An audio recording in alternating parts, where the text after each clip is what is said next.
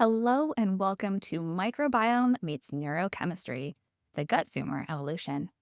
My name is Adair Anderson. I'm the product marketing educator here at Vibrant Wellness and just want to go over some housekeeping items before we get started. All attendees are in listen-only mode, so if you have questions during the presentation, please submit them as a comment. We'll be answering questions as the time goes, and we'll also have time at the end for Q&A. This webinar is being recorded, and you'll get a copy of the recording and the slides after the webinar ends. The way this webinar is going to go is that I will present for about 25 minutes. Then we'll bring Dr. Will Bulsiewicz to the stage to answer your questions. Dr. Will Bulsiewicz, aka Dr. B, is a board-certified gastroenterologist, gut health authority, New York Times best-selling author of one of my favorite books, Fiber Fuel, as well as a Fiber Fuel cookbook and his brand new Plant Powered Plus book that came out on January 13th. He's also the founder of 38 Terra, a plant-based fiber powder with 3 different prebiotics. Dr. B's mission is unlocking his patients' best health so that they can truly feel the difference. With over 2 decades of clinical experience, dual board certifications, a robust research portfolio, and numerous awards, he is a trusted leader at the crossroads of gut health, nutrition, and lifestyle medicine. His work blends cutting-edge science with clinical expertise and a whole person approach to empower thriving health and vitality that starts in the gut. So, why does this conversation matter now? Well, because gastrointestinal symptoms rarely exist in isolation. Patients often present with overlapping concerns, complaining of symptoms like gas and bloating alongside anxiety and brain fog.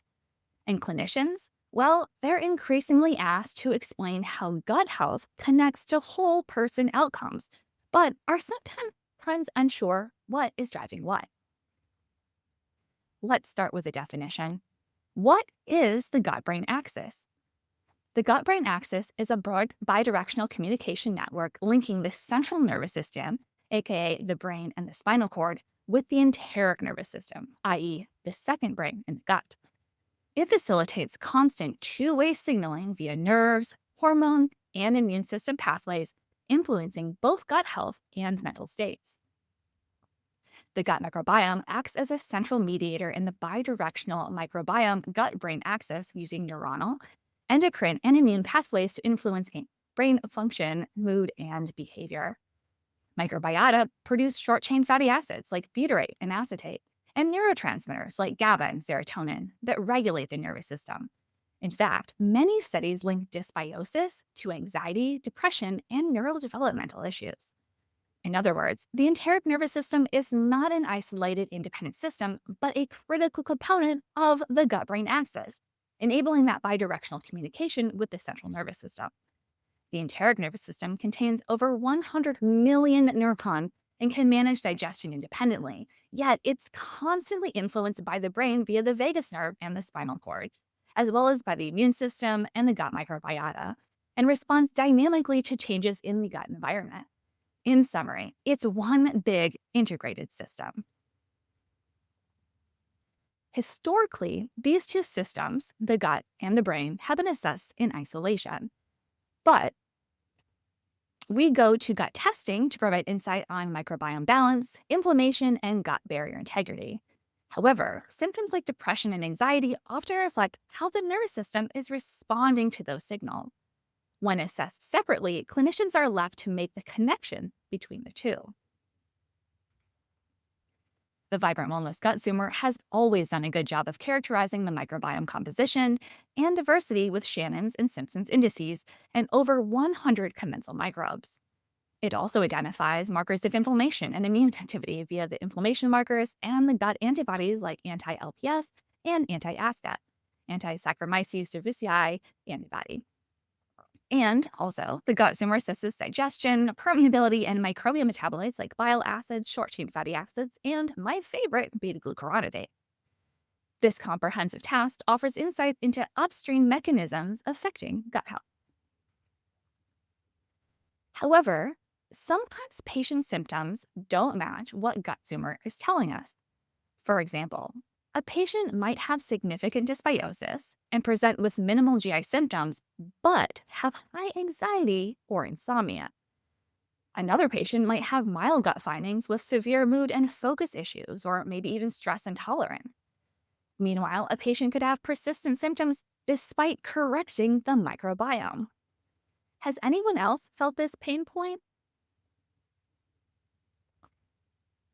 What if you could use neurochemistry as a functional readout?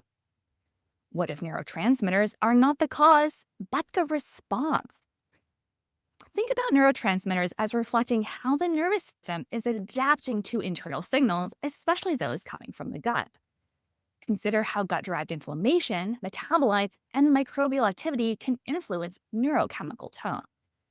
In this way, measuring neurochemistry provides a readout for how the gut is impacting the whole system. Really, let's talk about the science behind this connection. Number one, we know the gut influences neurotransmitter availability and metabolism.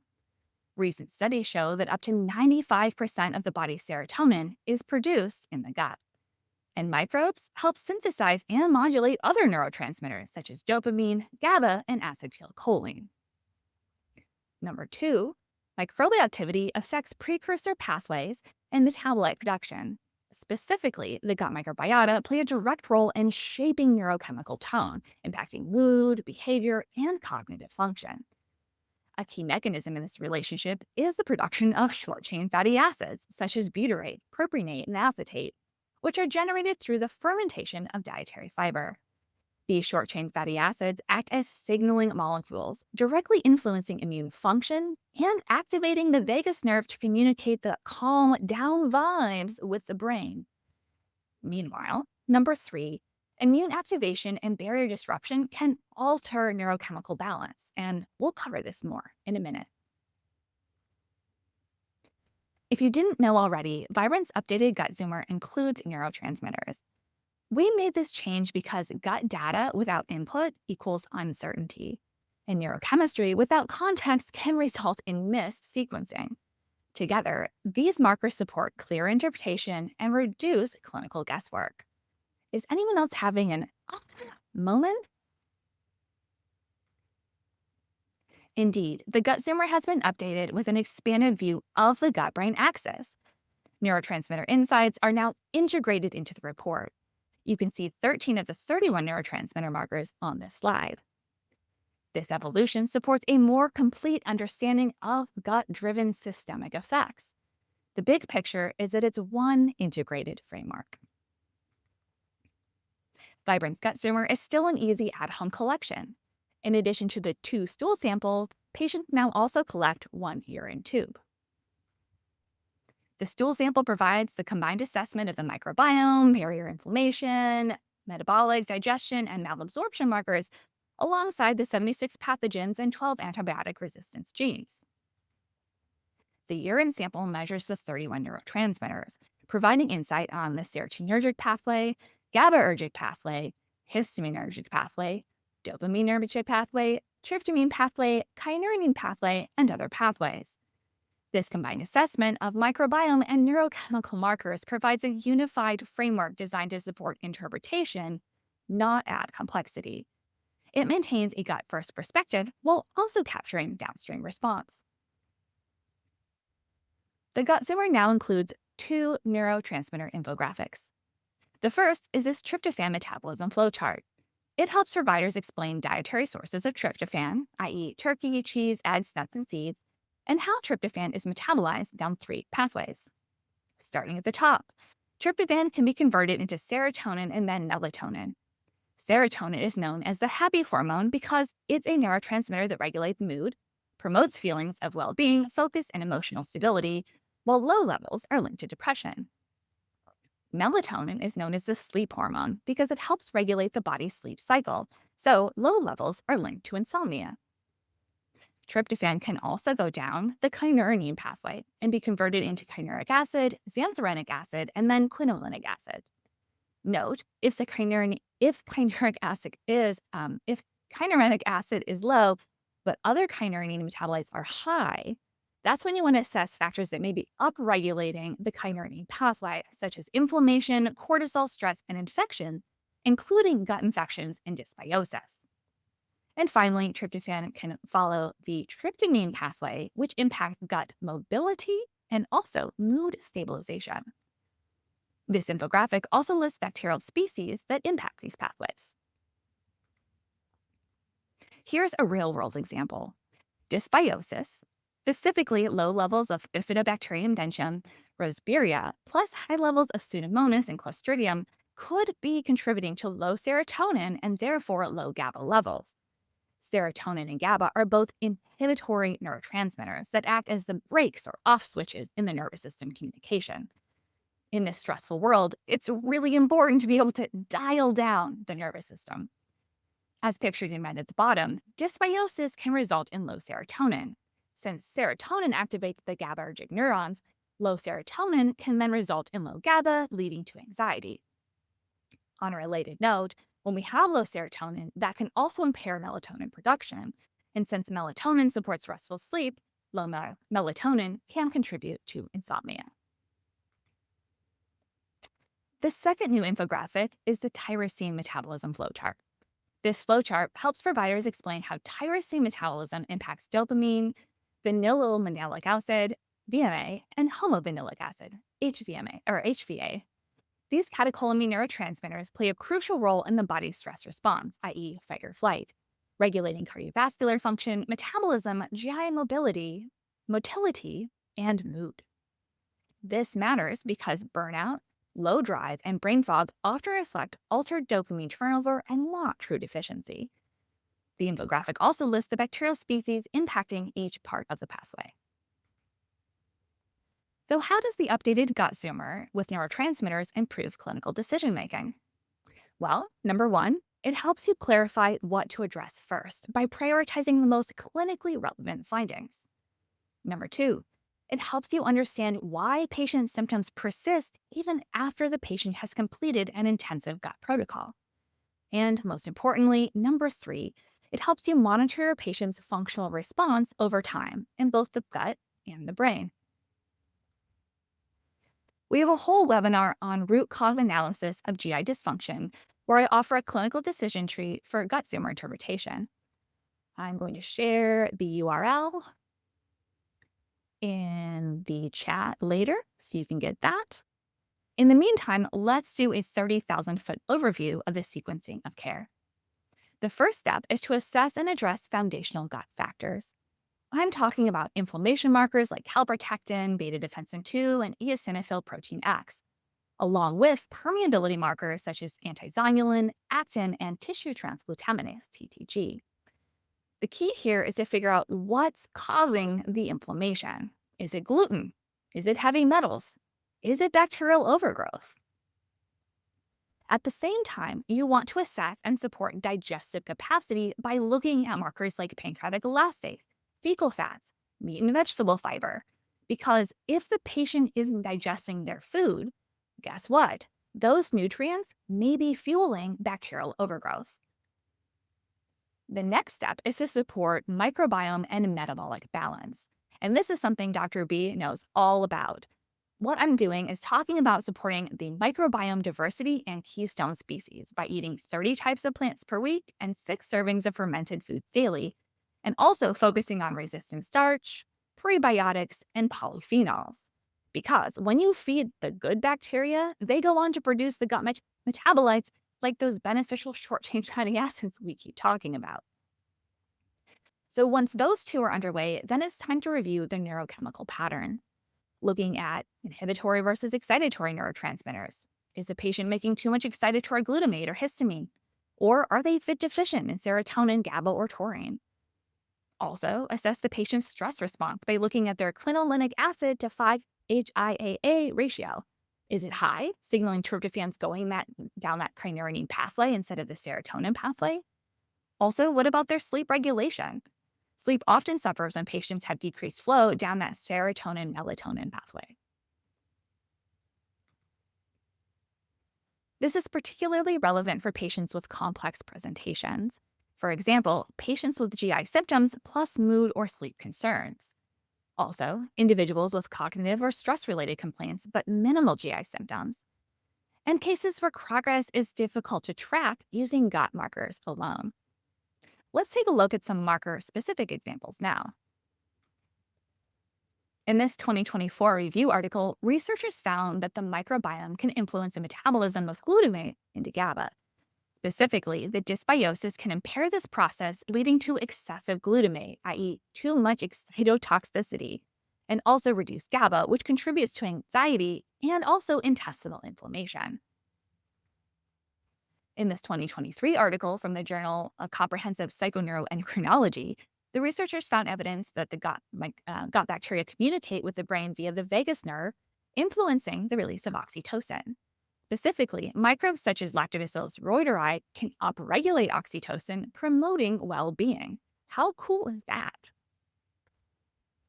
In this 2025 article from Frontiers in Neurology, researchers found that the gut microbiome influences sleep-related neurotransmitters through multi-metabolic pathways, particularly by producing precursors and metabolites that modulate GABA, serotonin, and melatonin synthesis.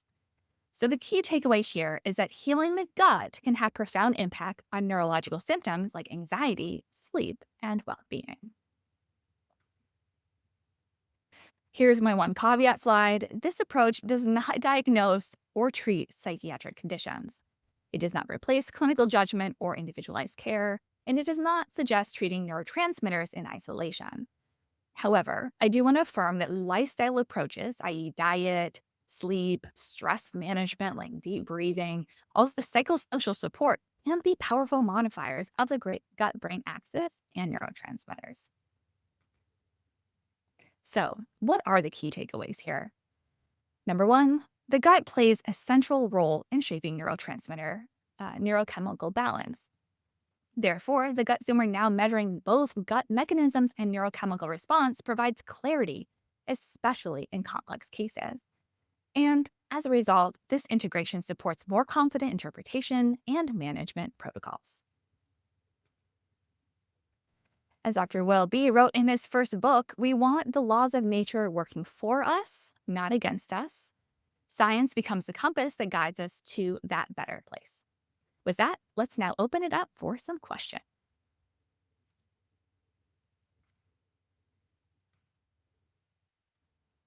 All right. Thanks so much for joining us, Dr. B. It's my pleasure. Thank you for having me. Great presentation. Thank you. Fascinating. So the first question we have for you is, in your clinical experience, how often do you see patients where gut symptoms don't fully explain what they're feeling? Things like anxiety, poor sleep, or brain fog. Yeah. So, I think the thing from my perspective is that as a gastroenterologist, the vast majority of people that are coming to see me, it starts with their digestive complaints, right? That's the main reason that they're there. So it's hard for me to like totally disentangle that from these other symptoms that people often experience. And, I think though that if we take a step back for a moment, the way that I'm thinking about this today, relative to the way I used to think about this years ago, is, we have compartmentalized healthcare. We've Mm, compart we've compartmentalized expertise and specialization. Those are our limitations as humans, like the ability to study and really know a topic in sufficient detail to be that true expert. So we end up in these tight spaces, right? I started as an internal medicine doctor. I became a gastroenterologist. In that transition, I actually became more focused. And then a lot of the things that used to be within my realm started to no longer really be in my realm. I said, no, that's someone else's thing to deal with. But the body doesn't care. That's the issue. The body doesn't care. And these are our patients. And we terribly want our patients to be better. So we have to be willing to see this bigger picture view to at least have a mechanistic understanding of how we got to where we are today. So not every person who has digestive issues is simultaneously suffering with insomnia and anxiety and mood disorders, but many of them do. This is not news, right? mhm. We've known this for a very long time, that people that, for example, have irritable bowel syndrome are more likely to suffer with these different mood disorders. Hmm. So, but at the same time, take the gut stuff, put it to the side, and look exclusively at insomnia, anxiety, depression, or other things of this variety that we're discussing today. And the data are clear, independent of gut symptoms, that people who are dealing with these particular health issues, the gut is unwell. Hmm. And so understanding those connections in the absence of gut symptoms, we still should be thinking, hey, is there an opportunity for me to provide additional healing? What is the root of this issue that I'm dealing with here? It's not to Hmm. claim that the gut is the only cause, but is it a contributory cause? The data are overwhelming at this point.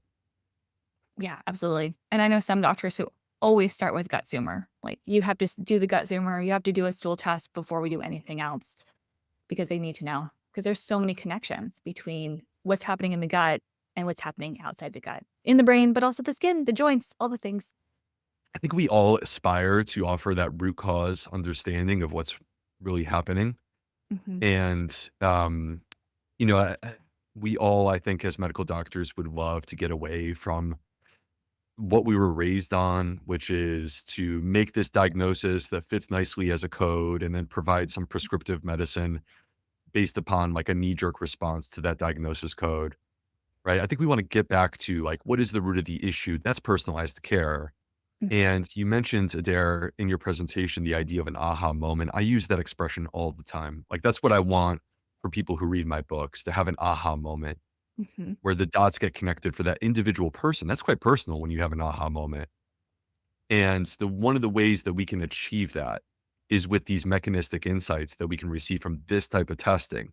It doesn't Hmm. make the diagnosis, but it helps you to understand the diagnosis. Yeah, totally.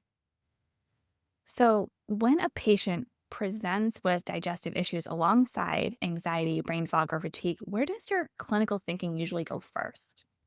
Well, I mean, I'm clearly biased because I'm a gastroenterologist who writes books about the microbiome.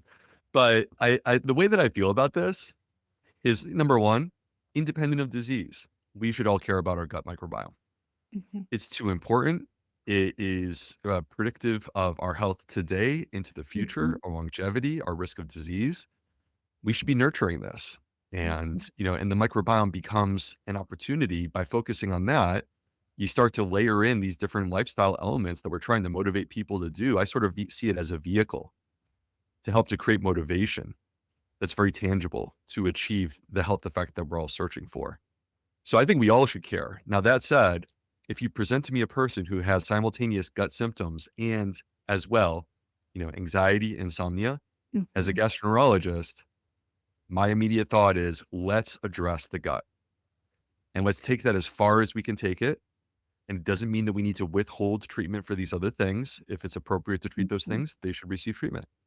But it does mean let's address the gut, Mhm. build that up, make that as strong as we can possibly make it. And in Mhm. doing so, I expect that we're going to see an effect Mhm. on these other things that we haven't in the past connected back to the gut. Will it completely remediate? We'll find out. This is the nature of medicine. You do the right therapy, you take it as far as you can take it, and then when necessary, you add additional layers to that therapy. That's just the way that medicine is. All right. Well, you said you start with the gut. What are the things you do to help someone fix their gut?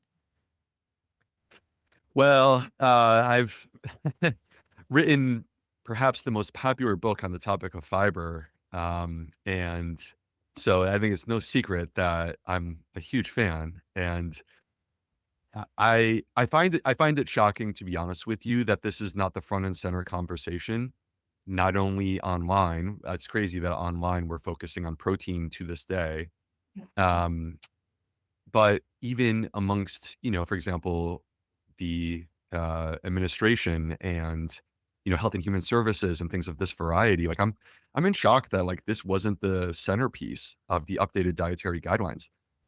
95% of Americans are deficient in fiber. 95%.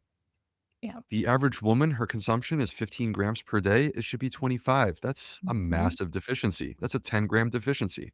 Mhm. The average man is 18 grams a day. That's what he's consuming. He should be 38. That's a 20-gram deficiency. And fiber is not only associated with reduced risk of digestive health complaints, and it's not only the fuel that supports our gut microbiome and gives the microbes what they need in order to create anti-inflammatory short-chain fatty acids.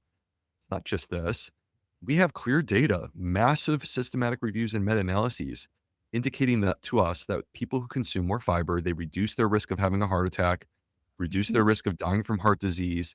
They have less risk of 3 different types of cancer: colon cancer, breast cancer, esophageal cancer. Those are some big ones.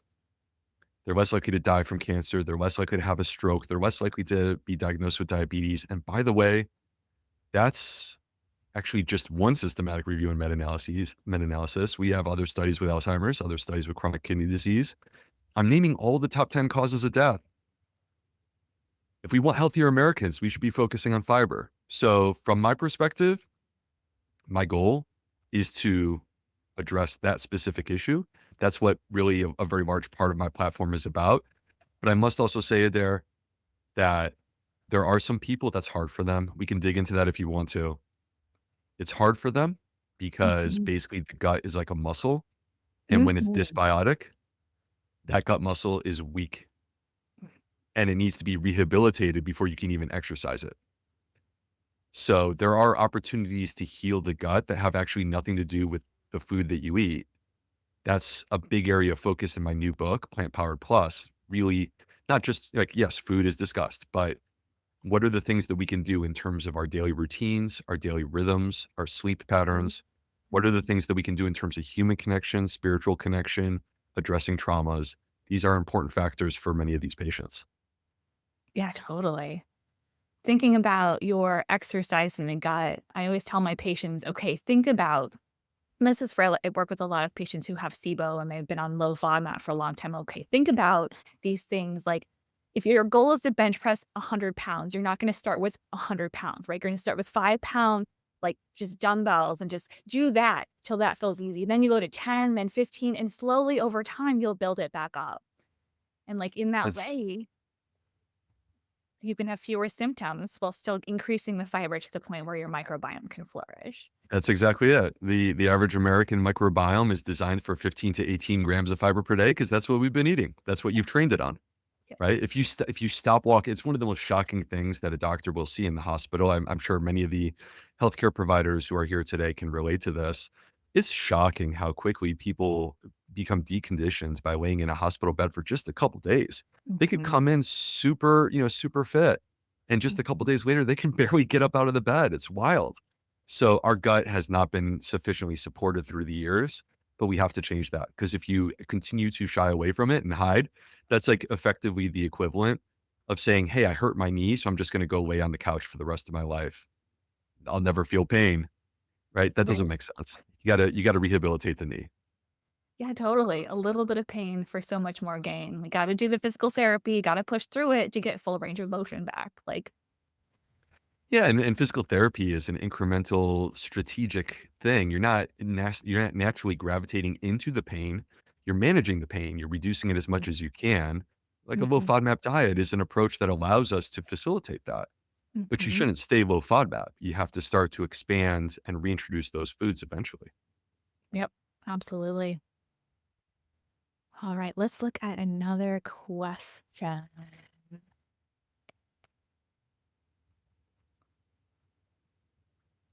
So, you definitely talk about fiber diversity, getting lots of different types of fiber. I remember there's a quote at the Hadza, like eating 100 different types of plants per day or something.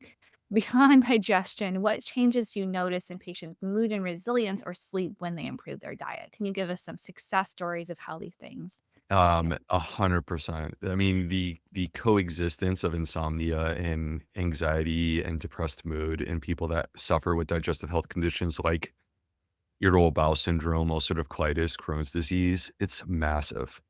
Mhm, And people are quite shocked. People are quite shocked when they start to address their gut health and they feel systemic effects that include enhanced energy, that include better sleep at night.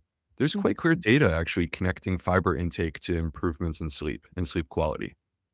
So, in fact, there's microbes, clear-cut microbes that have been identified in association with both deep restful sleep. Those are the good ones. Those are the ones we want, which, by the way, you get from consuming more fiber. And there's the ones that actually seem to be sleep disruptive and are associated with insomnia. So, it's interesting to think about how these things are all, once again, interconnected. We see them as separate, Mhm. and they're not. Right. All right. Got a question from the audience here. What are your thoughts on probiotics? Should people be on probiotics indefinitely? And how do we know which ones to choose? It's a great question. So, let me first come forward and acknowledge going into answering any questions that involve supplements that I'm the owner of a supplement company, 38 Terra.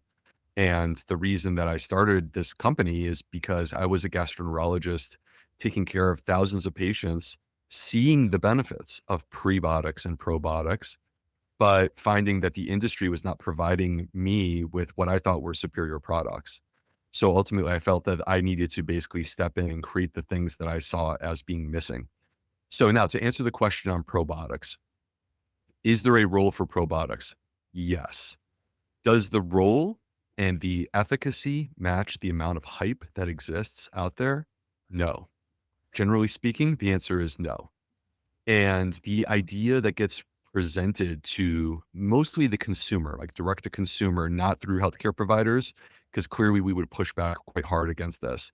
But the idea that gets presented to consumers is, hey, here's this thing, and we have 30 strains or 15 strains, and these three are for your brain, and these three are for your gut, and these three are for your, liver, right? And it's like, basically, it's presented as if this probiotic is going to fix all of your problems. It's going to pay the bills this month, and it's going to fold your laundry for you. That's not the way that this works. Like, that's insane. Probiotics, the way that they should be used, because they do work in the right scenario. We just got to be Mhm. smart about this. Mhm. All right. Let me first say, um, it is rare that I will recommend a probiotic on a first visit. It tends to be a second or third line thing. When I Mhm. think it's the right thing, I'll reach for it. But I haven't found them to be so helpful that, hey, this is the first thing I'm going to give you.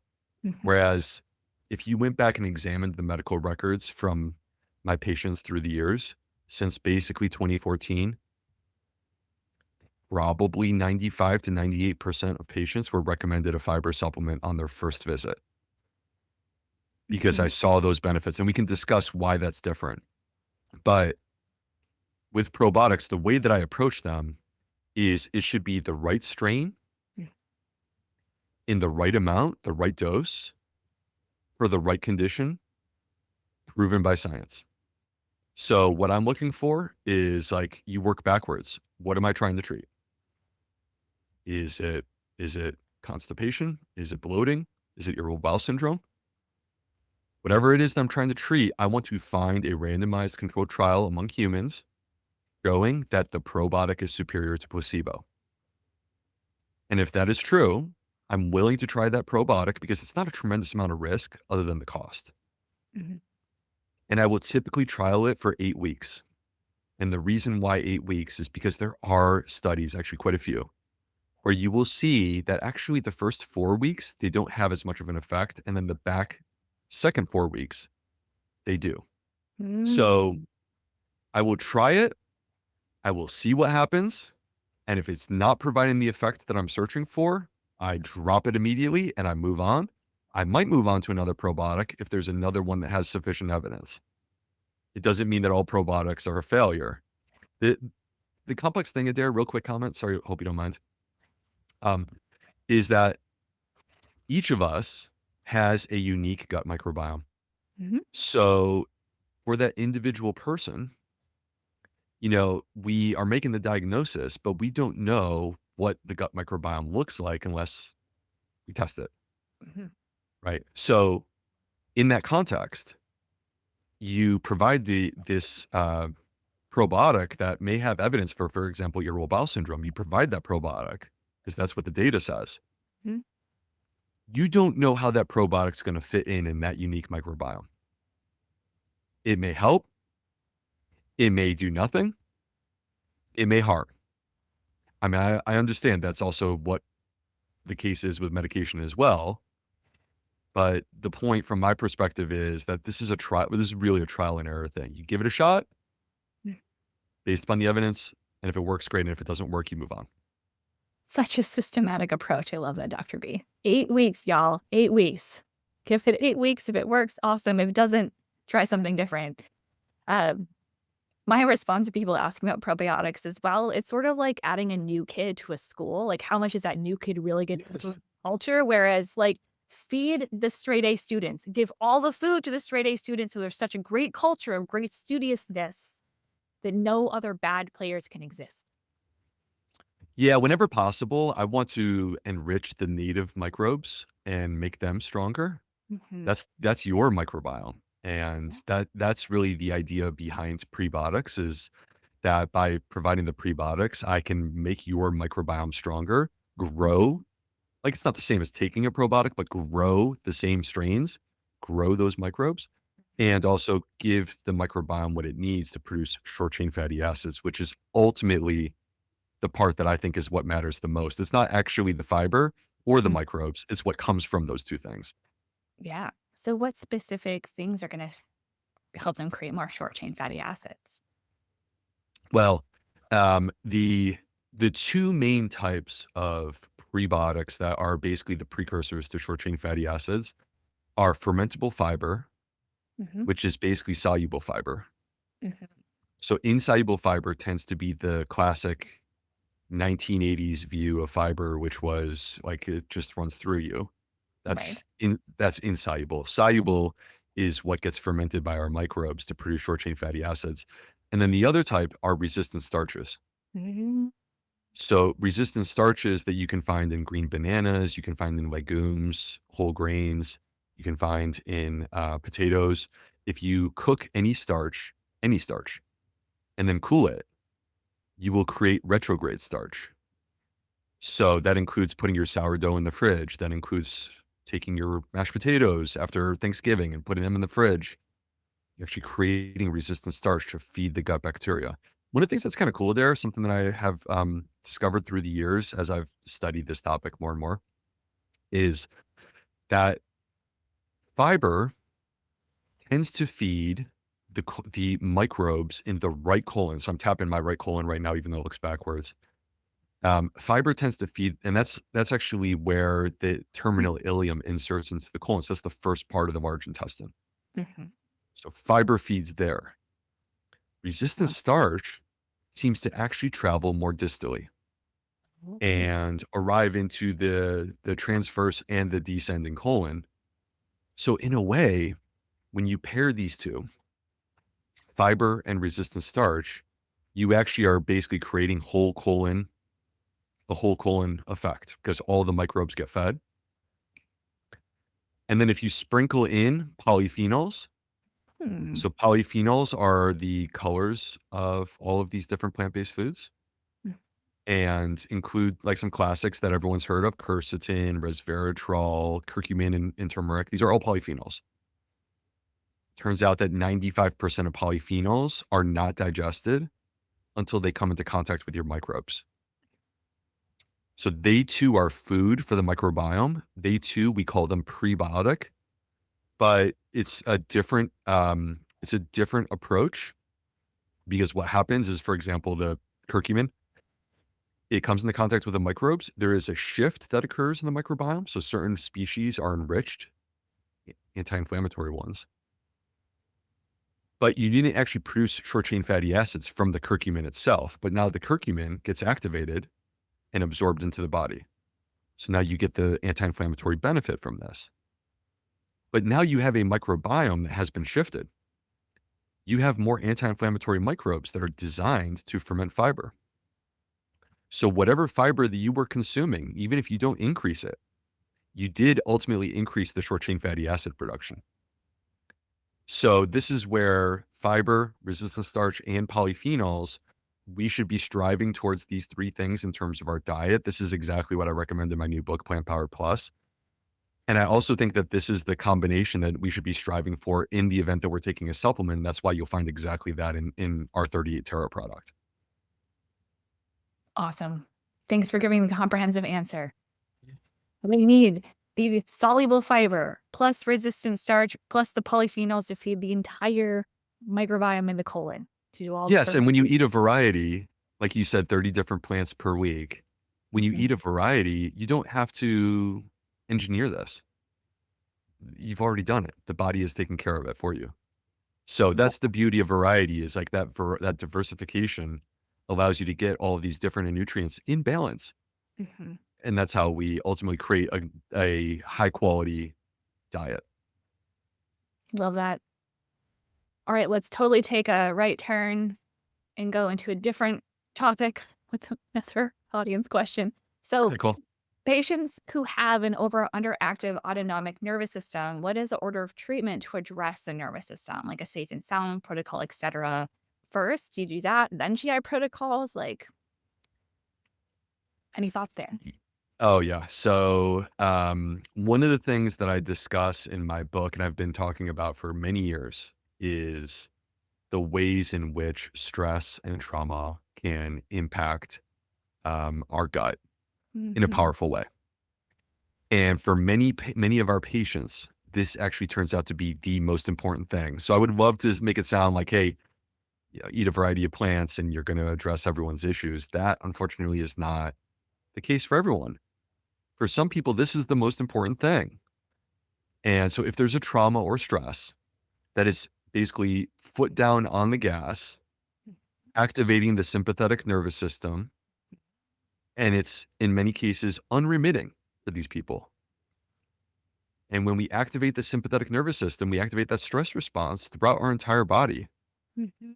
And there are certain things that can come from that that are beneficial, better focus, your heart is pumping, your lungs are breathing, and your muscles are ready for activity. So when you need that, it's there, that's good. Mhm. But you also are going to sacrifice things. The Mhm. gut is what gets sacrificed when we activate the sympathetic nervous system. It's not a priority right now. Mhm. So we break down and disrupt the gut barrier. And in doing so, activate the immune system, which triggers inflammation. And so for these people, they're suffering with these chronic health issues. They're trying to fight back with diet. They're trying to fight back with sleep and with exercise and meditation. And they're not getting to where they need to be because we have to really address that root issue, which is the trauma or the Mhm. stress. A quick story. I had a patient with ulcerative colitis who I worked with for years, and I gave her all of my tricks. I was everything that I'm discussing in my books. I'm giving her this advice. She was not getting better. Mhm. And then one day she shows up in my office and she looks totally different. And she's smiling and she's radiant. And she says to me, "Doctor, I figured out what my problem was." And I'm like, I sit down, I'm like, "You got to tell me, what is this?" Turns out that her boss was basically abusing her on a daily basis, like verbally. So she would get into her car in the morning to drive to work. Her heart rate jumps up, right? Because she's already stressed out. Mhm.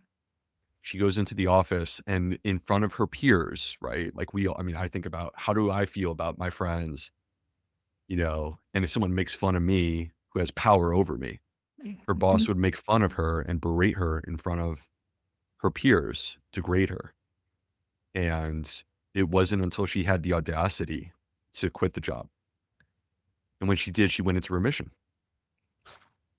So I think the point is I apologize that it took me so long to get to this, which is that you have to see these connections Mhm. and bring attention to them. And if it's not your area of expertise, like for me, I'm not a therapist,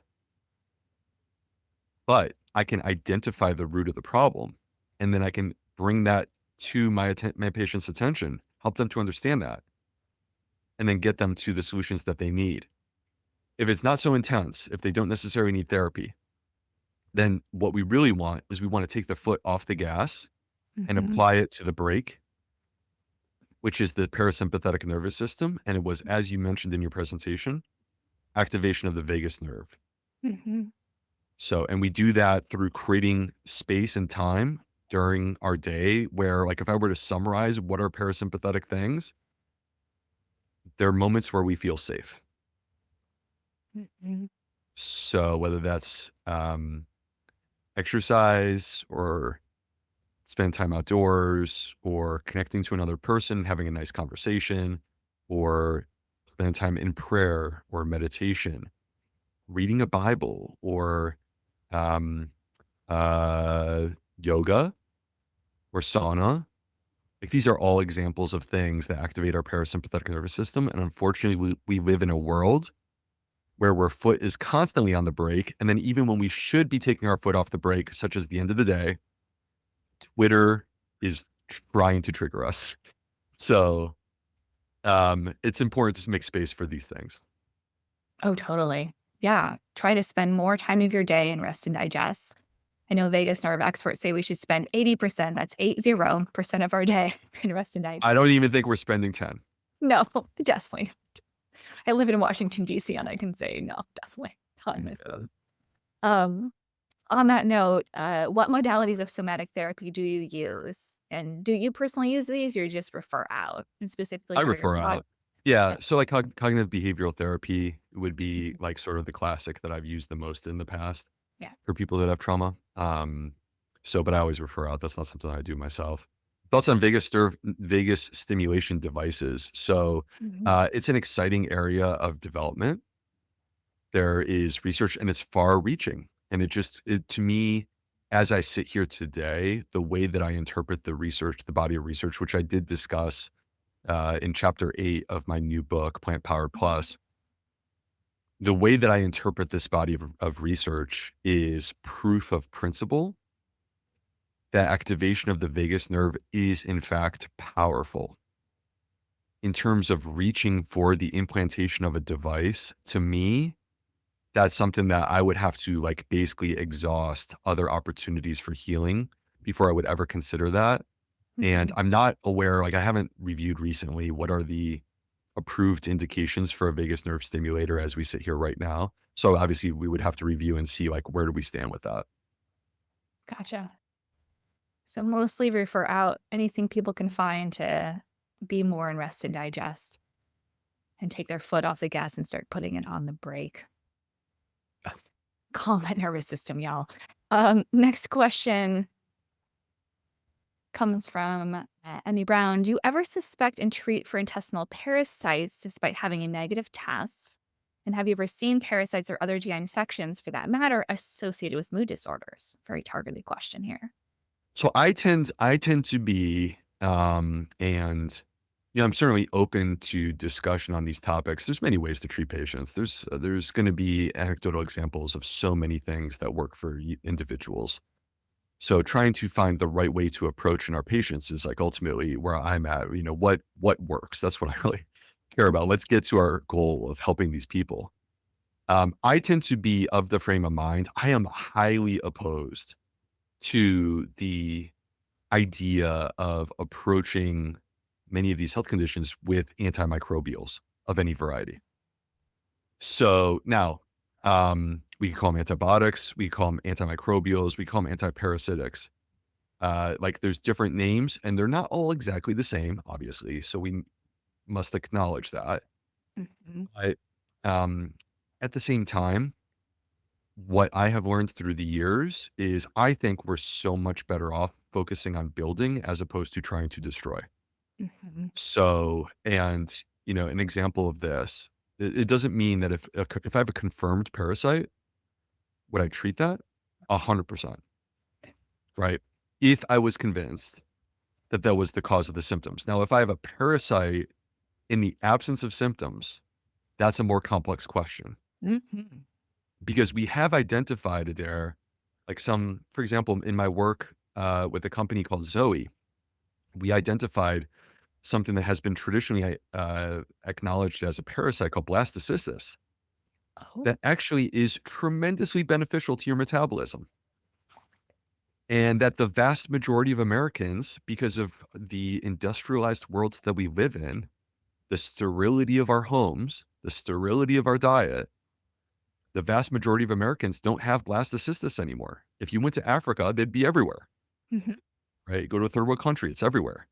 But for us, basically non-existent, like a very small percentage have it, but the few who do, I'm one of them, by the way. I'm very proud of my blastocystis. Um, it helps to protect our metabolism. So it's a good thing. Huh. So yeah, so the point from my perspective is like I tend to focus when it's a dysbiosis that I'm trying to address. I'm focused on building, and Mhm. it's quite rare that I'm going to reach for anything that's going to destroy or take down, unless I Got have a clear reason to do that. Yeah. Nourish the poor microbiome first, unless it's a pathogen that you know is causing symptoms. Always Yeah, nourish because first. even the SIBO, even with SIBO, SIBO is a complex topic. Mhm. We could talk for literally 2 hours on this topic, but there are two main branches of SIBO. So Mhm. one is IMO, intestinal methanogen overgrowth. Mhm. Those are people who are constipated. Yeah. And the evidence is actually very clear. And this is something that I've been actually like, forgive me for having, I'm acknowledging my bias because I've felt this way for 10 years that these people, they produce methane. Methane slows down gut motility, which contributes to constipation, which Mhm. actually leads to more methane production. Mhm. So it's a vicious cycle. How do you disrupt the cycle? You make them poop. And it's actually quite clear that if you make people who are constipated with IMO, if you make them poop and you get them into regularity, their methanogen levels actually fall into balance. So it's the constipation that's actually contributing to the high methane levels. So, and then on the flip side of a small intestine bacterial overgrowth with associated diarrhea, something that like is closer to an irritable bowel syndrome with diarrhea. Um, I don't want to go so far as to say that there's no role for antibiotics. There definitely is, but it shouldn't be the first line thing that we do because show me the study that shows long-term outcomes with antibiotics that these people are cured of this issue. This is a dysbiosis. Mhm. And when we have a dysbiosis, you don't make a dysbiosis less dysbiotic with antibiotics in the vast majority of cases. You make it more, makes it gets worse. Mhm. So there's a problem with SIBO, which is that we mostly use non-invasive tests like breath tests, and they can have false results. And so there was a really interesting study a few years ago in Nature Communications that basically called into question our testing because what they did was they went down, they took sterile samples from the small intestine and they ran microbiome testing on. So it was a 16S. So it's a old, older system, but they ran a 16S microbiome testing on these small intestine samples. And basically what it proved was that number one, most of the people that we were diagnosing with SIBO didn't actually have SIBO, but the people who had symptoms, they did. And that number two, treatment with fiber actually turned out to be the solution. And that's an important point because most people who have SIBO are told you should avoid fiber. Actually, that's not true. It just needs to be strategically used. Mhm. Yeah, I see this all the time. It's like improving digestion, improving motility resolves it. It's not the things that are growing. They're growing for a reason, right? It's growing because the conditions are right. So you got to change the Yeah. condition. Well, and it gets back to the serotonin that you were discussing. You mentioned how 95% of serotonin is in our gut, Mhm. and that's because serotonin is playing an essential role in our gut motility. Mm. So it's basically the reason why it's there is because it's setting the drumbeat for our gut. And that's Ooh. an important thing because the other thing too that you brought up in your pathway that most people don't realize, most doctors don't realize. I certainly didn't realize this until actually in the last few years when I was researching this new book that I worked on for 3 years. That serotonin is the precursor to melatonin, and that so if that's true, and 95% of serotonin is in our gut, then we must have melatonin in our gut. And the answer is actually we have so much melatonin in our gut. We have 400 times more melatonin in our gut than we have in our pineal gland, which is the melatonin center in the brain. So what's it doing there? when we sleep at night, melatonin is helping us to repair and restore the gut barrier That's as so we cool. sleep. So it's in the brain, melatonin is a sleepy time hormone. Mhm. In the gut, it's still circadian. It's still circadian because melatonin levels are not rising during the day. Serotonin levels rise in the day. Mhm. Melatonin levels rise at night, and they help us with the restoring of our gut barrier that we need overnight. This has to be connected to the circadian rhythm and the disruption people experience when they're jet lagged and going through different time zones. Yeah, actually, it's been quite clearly shown. So there was a study where they flew people from the U.S. to Israel. Mhm. So it was like on average, I believe, an 8-hour time zone shift, Mhm. and they checked their microbiome before they left, upon arrival, and 2 weeks later. And then they transplanted the human microbiome into germ-free mice, and they fed these mice. All of the mice received the same food, the same number of calories. So now remember, there's 3 microbiomes. Pre-trip, so your normal microbiome. Upon arrival, so jet lagged. And then the third is 2 weeks later, so recovered. And basically, when you looked at blood sugar response after the feedings, the blood sugar response for the pre and the recovered were exactly the same. They were, like, layered over the top, and meanwhile, the blood sugar was spiking in the jet lagged microbiome. So jet lag alone was enough to spike blood sugar based upon the microbiome changes that occur with jet lag. And additionally, those mice gained more weight even though they were fed the exact same calories.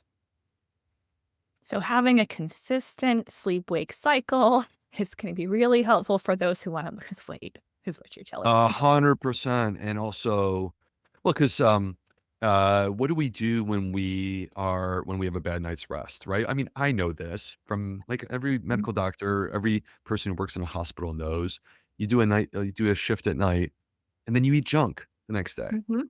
right? Or you Right. get a call in the middle of the night and you eat horribly the next day, right? Mhm. We reach for unhealthy food and then we overeat the following day because our energy levels are down. So our brain is like sensing like, oh, energy is low. Mhm. I must need more energy. Um, so, and the other thing too, Adair, is the importance of morning sunlight, which is something that we have lost because kids don't walk to school anymore. Kids don't ride their bikes hardly anymore. And us as adults, like we get up and we go to work and then we come home.